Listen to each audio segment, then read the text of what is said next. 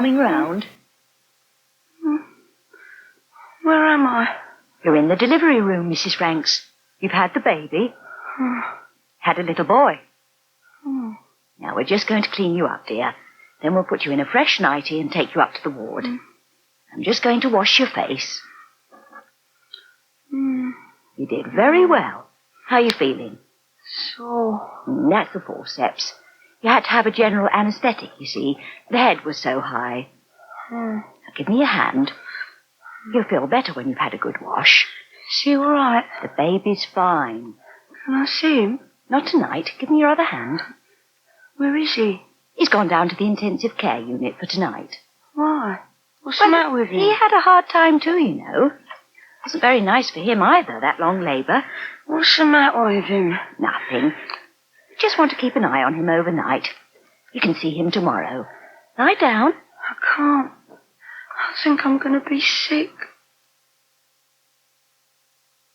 Anybody home? Yeah, I'm here. Hi, Jeremy, Rob. Hi. Hello, Matt.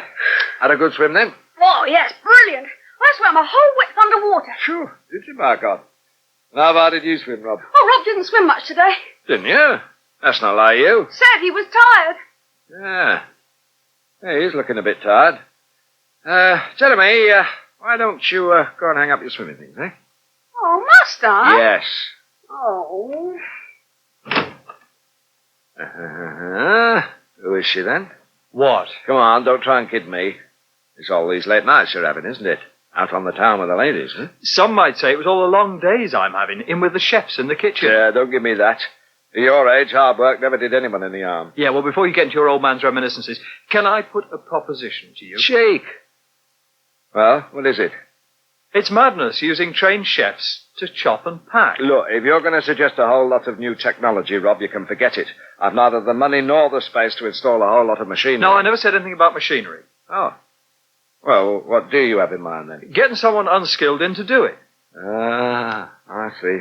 Got some friend down on his luck who wants a job, have you?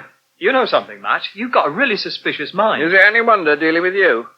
I haven't forgotten the day you left me stranded in my bar. Yeah, well, sorry about that. So, where are you going to get this unskilled labour from? Well, we could advertise at the local job centre, or we could put an ad in the Herald. Or you could put it about among your friends. Yeah? You have got someone lined up, haven't you? No, I haven't. Look, Matt, do you agree it's a good idea in principle? Yes, if we get the right person. But I don't want any passengers, and I don't want some clown who's diddling the Social Security either. Other than that, fine. Go ahead, set it up. Oh, Shirley. Sorry I'm late, love. Not, are you? I didn't think you'd be home for another half hour. Well, I wanted to be home early. I told Donald I'd help Jessie over at the pub this evening, and he's going out. Oh. So did you leave the college early, then? Yeah, only a bit, though. I told him I had to see the doctor. Oh, Cliff, honestly. Hey, you look really nice, Shirley. Standing there in that apron. I don't know, you seem to have got prettier since you started working at the Herald. Oh, yeah. Oh. What's for supper? I was late in. I thought we'd just have an omelette. Oh, that's good. I can be over at the Waggoners by 7 o'clock then. No word from George, I suppose? No, not so far anyway. I don't suppose we'll ever hear any more about the agreement to make the flat over to us. You just carry on as if it had never been mentioned. Well, let's just wait and see, shall we? You've got more faith than I have, Shirley. Yeah, he's a real little worm, that man. Just as well your mother isn't alive to see it. She wouldn't have liked this side of him, you know. Look, I don't want to hear talk like that, Cliff. I'm not in the mood for it. All right. Sorry, I spoke. How long's the omelette going to be? Oh, about 5 minutes. Great. Have you seen the paper? It's there, on the dresser. Oh, yeah. And Cliff, before you sit down and bury yourself in the paper, Debbie had her baby today. Oh, yeah? Yeah. Is that all you've got to say? What do you want me to say? Well, it's your baby, too. Don't you even care whether it's a boy or a girl? Not a lot, no. What is it? It's a boy, and she had a very difficult time having him. Yeah? Yeah, he's in intensive care. Well, it's not my fault, Shirley. Come on, you talk as if it's my fault. It is your fault. You've got her pregnant. Oh, God, here we go. Well, you did, and she's had 24 hours of it having him. The poor little thing's in the intensive care unit, and you don't even care. I'm going over to the pub. And you don't give 2 pins, do you, about anyone? I'll see you later. But you haven't had your omelette. Oh, there. pints of bitter and 2 gin and limes, please. 2 pints of bitter, 2 gin and limes coming up. Have a drink yourself. Oh, don't you be offering him any more. He's had enough to drink already. Who says I've had I'm enough? on my own with him here this evening. If he goes on that way he's begun, I'll be stepping over him to serve you all before the night's out. Oh, taking advantage of the fact the boss is away, are you? No, not at all. I'm celebrating, right? 2 pints of bitter. Oh, Cliff.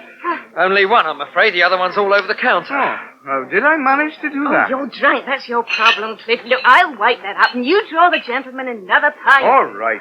Good job he isn't celebrating every evening. Celebrating? He isn't Who celebrating. says I'm not celebrating? It's not every day you get a sunburn here, you know. Never got a son. What are you talking And what's about? more, you're all going to drink to him. Hey, listen, everybody. Excuse me, but could I have my 2 gin and limes, please, before you start addressing the old pub? No, you could not. You and shut up and wait till I'm ready to serve you, right? Just because you've got a nice suit on, don't think you own a flaming place. It's all right. I'll get you drinks, dear. I am sorry about this. Listen, everybody. Hey, listen. Listen! Now, it's drinks on the house. I want you all to drink to my son. Drinks on the house! I'll have 7 pints to the table. 7 pints. Come in. I hope you don't mind me calling unannounced like this, but I've had a word with the solicitor, and I thought you'd want to know. Oh, Shirley, have you been crying? Oh, no. No, it's all right, George. It's nothing. Oh, you have, haven't you? Yes, but it's nothing important. Oh, sure. Oh, dear. I hope you haven't quarrelled with Cliff. No, not that. I'd really much rather not talk about it, George. Shall I make you a cup of coffee? Oh, thank you. That would be very nice. Right. Kettle's just boiled. You sit down, I'll get you one. Mm-hmm. You're saying about the solicitor, George? Oh, yes. Yes. Well, I spoke to him on the phone this morning and explained the position. Oh, yeah. And he said there's nothing to stop us doing as Cliff suggested. Oh, good. But he did say it would be a good idea to work out who was going to pay for any alterations. Well, Cliff would want to do them himself. I know that, Shirley, but there is the cost of the materials. And, well, my resources are going to be tied up in actually buying the house. Oh, well, I dare say if we're not paying any rent, we'd be able to afford them.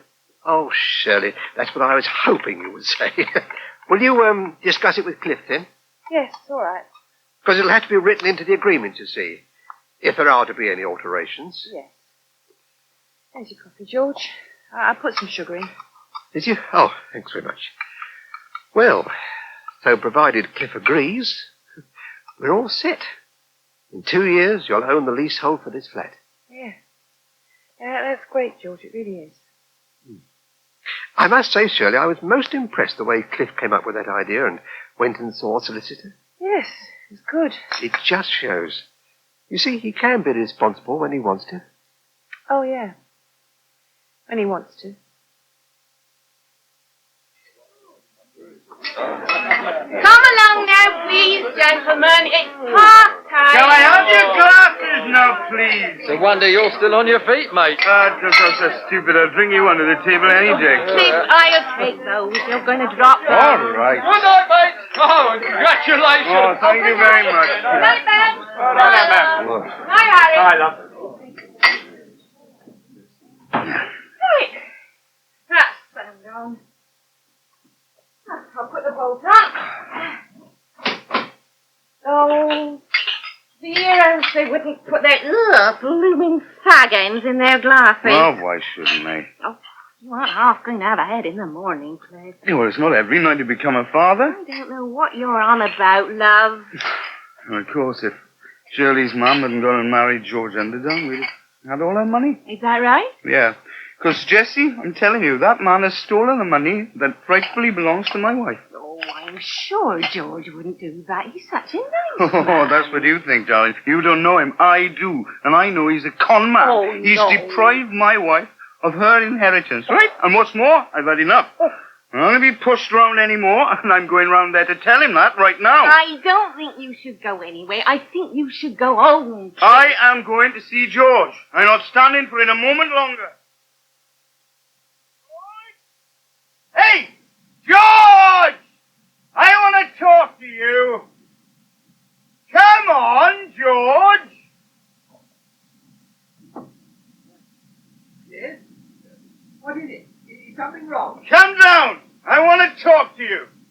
Cliff, you're drunk. I I want to talk to you, George, because I have had enough, right? You are a thief, George, and an interfering old busybody.